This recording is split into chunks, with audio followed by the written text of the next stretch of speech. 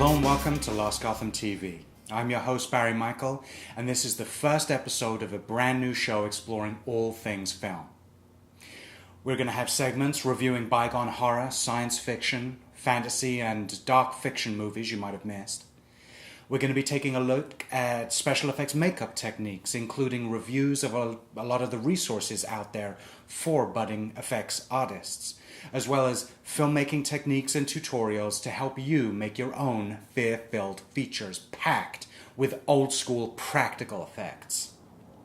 In the coming months, we plan to take you through the process of making a movie from start to finish for low or no money. But first, a little more about who I am.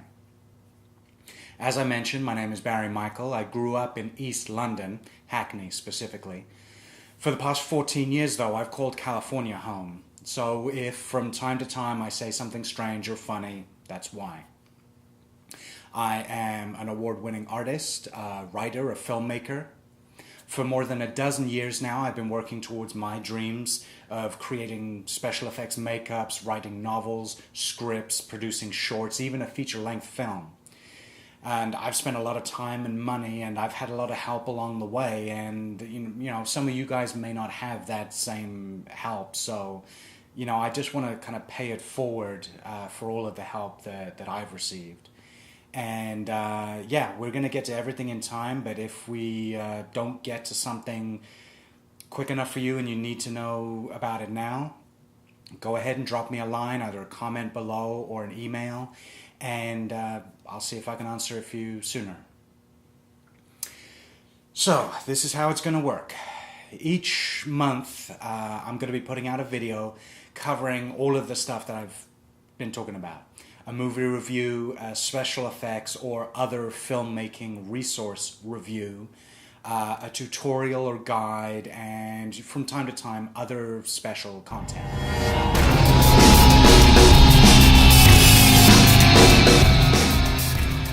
For now, let's kick things off with a look at probably my favorite book on the subject of special effects, which is The Complete Guide to Special Effects Makeup by the Tokyo Effects Workshop. I cannot say enough how much I love this book. It covers so many techniques that someone starting out needs to know, from simple makeup-only applications through different life-casting techniques to full-blown prosthetic appliances. Now, some detractors of this book like to complain that it doesn't cover everything in enough detail, or some things aren't clear enough, and sure, I'll admit that this book is not perfect. It's translated from Japanese, and even in the original language version, there are some mistakes. But for everything that you get in this book, it blows everything else, for me, out of the water. You'd have to spend at least twice as much to get the amount of content. Now, the cover price is $25, but you can pick it up for maybe $15 or $20 on Amazon or somewhere else. And with the money you save, you can actually go out, buy some materials, and start practicing some of the not inconsiderable amount of information that is in this amazing and beautiful book. Now, in the months to come, we're going to be talking about a lot of different subjects, but for now we're going to start right at the very beginning, and it may be a little bit light because what we're talking about is inspiration and preparing to write. For some people this is a no-brainer. They have Oscar-winning movie ideas just falling from their fingertips, but for most of us it takes a little work. Now there's already a lot out there on different writing kind of techniques and things, so I don't know how much I can add to the conversation, but here goes. Writing starts with reading. If you want to write novels, you have to have read a few first. So if you want to write screenplays or scripts, you have to have read them, not just watch the movies. Now, some people will tell you only to read good scripts, and that's fine. You will learn a lot. But don't be afraid to read bad scripts too. You can save yourself a lot of time by learning what not to do. For instance, if you only read one type of script, you'll learn how to do that one thing that one way. But what happens when it comes time for you to come up with something new?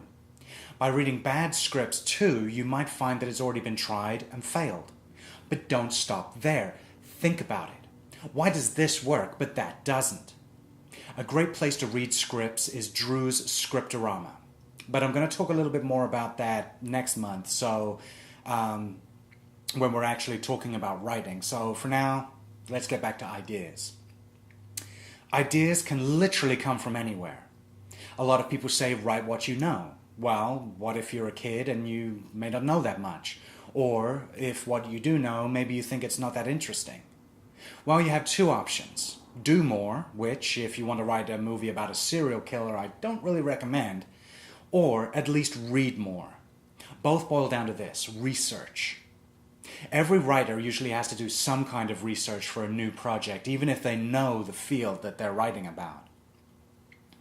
If you're a Kevin Smith fan and you've seen any of his live stage talks, you'll know that if you listen to what he's talking about, the things that happen in his life, the stories that he hears, quite often end up in his next movie. You could try talking to people, or more importantly, listen to them.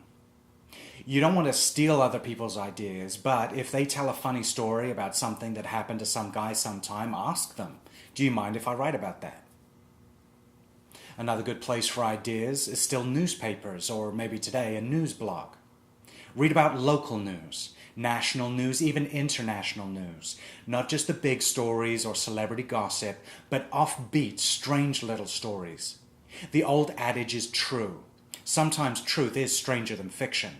And plenty of real-world events have inspired fantastic movies. A Nightmare on Elm Street was inspired by a story about sleep deprivation that Wes Craven read.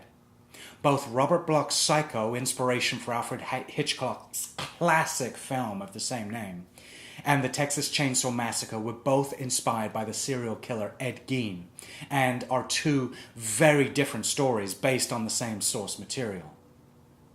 Inspiration can come from anywhere at any time. A fortune cookie message, an overheard conversation on the bus.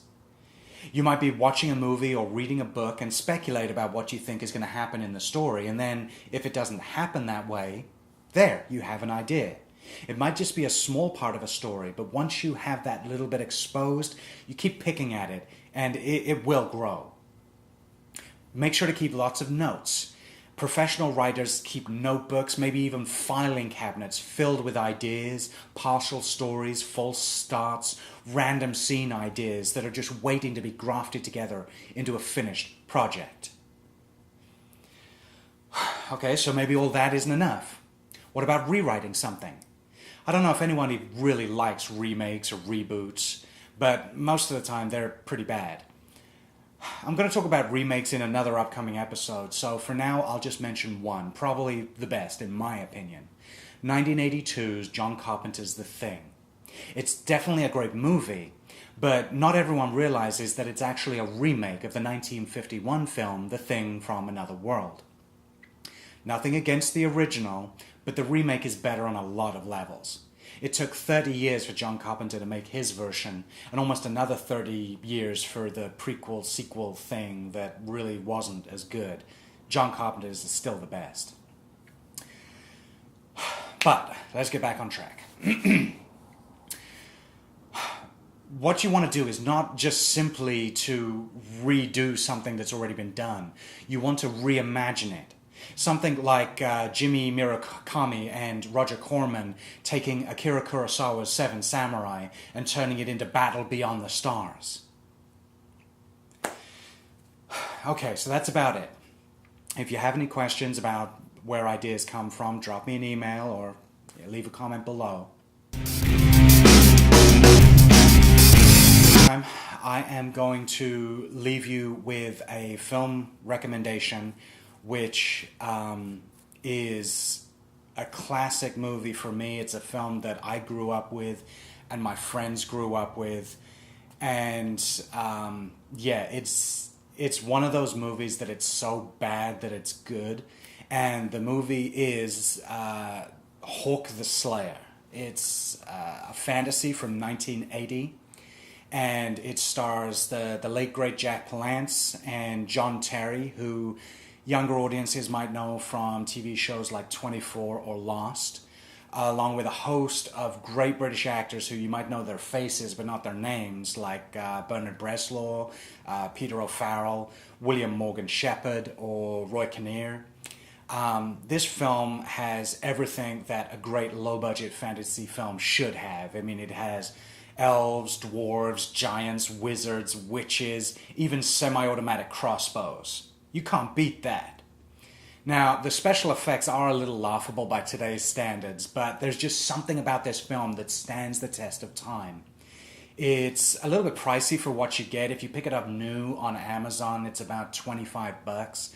So, it just comes with the movie and a picture gallery on the DVD. But if you can pick it up used or you love cheesy movies, get this movie, Hawk the Slayer.